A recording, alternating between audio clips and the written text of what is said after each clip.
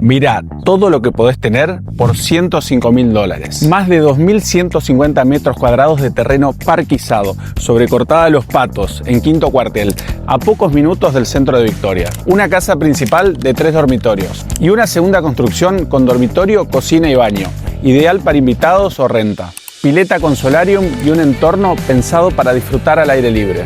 Una propiedad con múltiples posibilidades: vivir, descansar o desarrollar un emprendimiento turístico.